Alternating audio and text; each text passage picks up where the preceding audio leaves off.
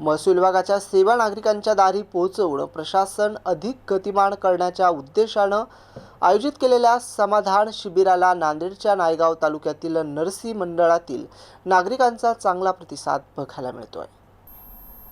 छत्रपती शिवाजी महाराज अभियानाअंतर्गत हे समाधान शिबिर नरसी येथे घेण्यात आले असून या शिबिरासाठी नायगाव मतदारसंघाचे आमदार राजेश पवार यांची प्रमुख उपस्थिती होती। तर मार्गदर्शक म्हणून तहसीलदार डॉक्टर दम्मप्रिया गायकवाड, नायब तहसीलदार विजय येरावाड, उभाटा गटाचे शिवसेना तालुका प्रमुख रवींद्र भिलवंडे, तालुका आरोग्य अधिकारी डॉक्टर श्रीकांत पटवेकर, कृषी अधिकारी दीपेश देवरे, मंडळ अधिकारी शीतल स्वामी, सचिन आरू, ग्रामपंचायत अधिकारी नागेश यरसनवार, ग्राम महसूल अधिकारी श्याम मुंडे, पोलीस पाटील इब्राहिम बेग पटेल आदी मान्यवरांची उपस्थिती होती।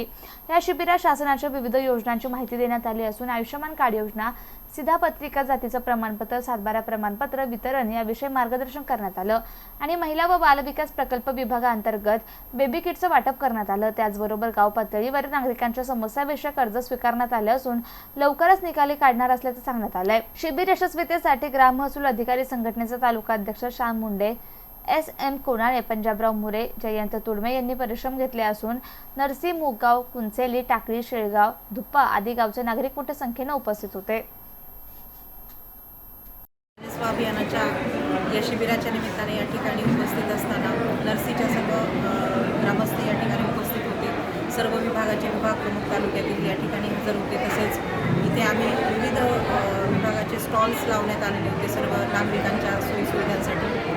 तर हे शिबिराचं मुख्य उद्दिष्ट असं होतं की प्रशासनातर्फे ऑन द स्पॉट आपण ज्यावेळेस एखाद्या नरसीसारख्या मंडळाच्या ठिकाणी जातो त्या ठिकाणी सर्व नागरिक येऊन त्यांच्या शंकांचं निरसन करून घेऊ शकतील, त्यांच्या अडचणी सोडवण्यात येतील यासाठी हे शिबिर मुख्यतः आयोजित करण्यात आले होतं। आणि एकाच ठिकाणी सर्व विभागाचे प्रमुख हजर असल्यामुळे सर्व विभागाच्या अनुषंगाने असणाऱ्या अडचणी सोडवण्यासाठी आपण या ठिकाणी आज प्रयत्न केला।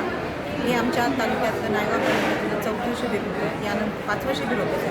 यानंतर एक शिबिर आहे नायगाव मंडळाचं। हे शिबिर दिनांक 8 तारखेला 8 मे रोजी होणार आहे नायगाव मंडळामध्ये।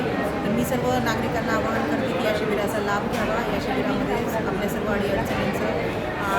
अडीअडचणी सोडून घ्याव्या, शंकांचं निरसन करावं। या शिबिराच्या मुख्यतः या ठिकाणी उपस्थित असणाऱ्या सर्व नागरिकांना मी अजून एक आवाहन करते की काल 1 मे पासून आपल्याकडे जनगणना 2027 पहिला टप्पा सुरू झालेला आहे, जो की स्वगणना असा आहे।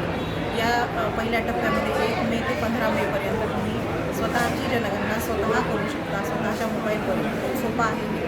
आम्ही या पद्धतीचे जनगणना करण्यासाठी काय प्रोसिजर करावी लागणार आहे ते पण वेगवेगळ्या माध्यमातून देणारच आहोत। तर 1 मे ते 15 मेपर्यंत स्वगणना करून घ्यावी आणि 16 मेपासून आमचे प्रशिक्षित प्रगणक आपल्या घरी यावेळी या प्रगणकांना सहकार्य करावं आणि त्यांना सर्व माहिती द्यावी आपली जनगणनेच्या उद्देशाने।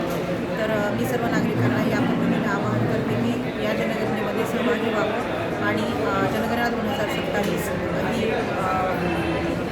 आम्हाला ही प्रक्रिया करताना सर्वांनी सहकार्य करावं। धन्यवाद।